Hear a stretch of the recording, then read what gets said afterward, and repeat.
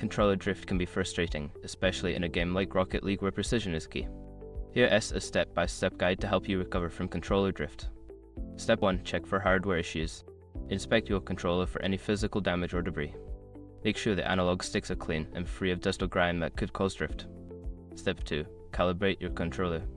Access your console or PC settings to calibrate your controller. Follow the prompts to ensure the analog sticks are properly aligned and functioning as intended. Step 3. Update firmware. Check for any firmware updates for your controller. Manufacturers often release updates that could fix bugs, including drift issues. Follow the instructions provided by the manufacturer to update. Step 4. Adjust dead zone settings. In Rocket League, navigate to the settings menu and adjust the dead zone settings for your controller. Increasing the dead zone can help mitigate drift by requiring more movement before the game registers input. Step 5. Test and monitor. After making adjustments, test your controller in Rocket League. Play a few matches to see if the drift persists. If issues continue, consider seeking professional repair or replacement options. By following these steps, you should be able to address controller drift and enjoy a smoother gaming experience in Rocket League.